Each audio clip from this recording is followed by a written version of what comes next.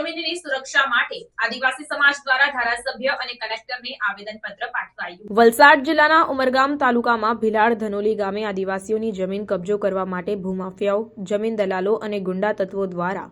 આદિવાસી સમાજના લોકોને ધાક ધમકી આપવામાં આવી રહી છે, જેમાં કેટલાક આદિવાસી સમાજના બની બેસેલા આગેવાનો પણ છે, જેમની વિરુદ્ધમાં પોલીસ ફરિયાદ કરવા છતાં આજ દિન સુધી એ બાબતે કોઈ કાર્યવાહી કરવામાં નહીં આવતા 5 ફેબ્રુઆરીના રોજ ભારત આદિવાસી સંવિધાન સેના ગુજરાત પ્રદેશ પ્રમુખ રાકેશભાઈ ચૌધરીની આગેવાનીમાં વલસાડ જિલ્લા કલેક્ટરને આવેદનપત્ર આપી આ બાબતે યોગ્ય કાર્યવાહી કરવાની માંગ કરવામાં આવી। જો આ બાબતે યોગ્ય કાર્યવાહી નહીં થાય તો મોટું આંદોલન કરવામાં આવશે। જોહાર જય આદિવાસી। મારું નામ રાકેશ ચૌધરી, હું ભારત આદિવાસી સંવિધાન સેના ગુજરાત પ્રદેશ અધ્યક્ષ। આજરોજ અમે અહીં વલસાડ જિલ્લા કલેક્ટર કચેરી ખાતે કલેક્ટરને એક આવેદનપત્ર આપવા માટે આવ્યા છે,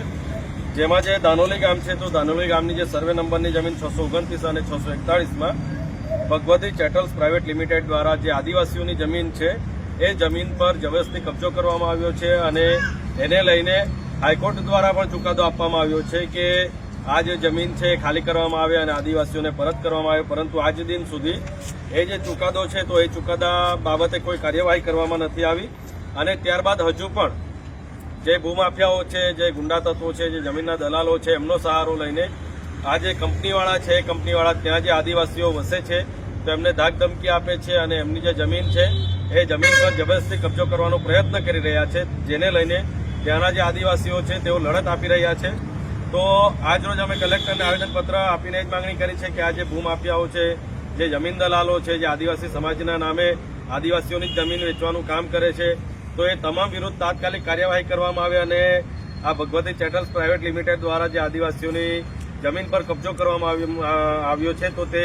તાત્કાલિક ધોરણે ખાલી કરાવવામાં આવે અને અમને અહીંથી આશ્વાસન મળ્યું છે કે આજે તમારી અરજી છે, તમારું જે આવેદનપત્ર છે એ બાબતે યોગ્ય તપાસ કરવામાં આવશે અને જે કોઈ ગુનેગાર હોય એમના વિરુદ્ધ કાર્યવાહી કરવામાં આવશે અને આગળની જે કંઈ ઘટતી કાર્યવાહી છે તે કરવામાં આવશે એવું આશ્વાસન આપ્યું છે। અને અમારા જે આદિવાસી લોકો છે એમને આ જે ભૂમાફિયાઓ છે એમના દ્વારા જાનથી મારી નાખવાની ધમકી પણ આપવામાં આવી છે અને એ બાબતે પણ મહિના પહેલા આ પીડિત પરિવારો દ્વારા પોલીસ સ્ટેશનમાં જાણ કરવામાં આવી છે, પરંતુ આજે દિન સુધી પોલીસ તંત્ર દ્વારા પણ એ બાબતે કાર્યવાહી નથી કરવામાં આવી, એટ્રોસિટીનો ગુનો દાખલ નથી કરવામાં આવ્યો।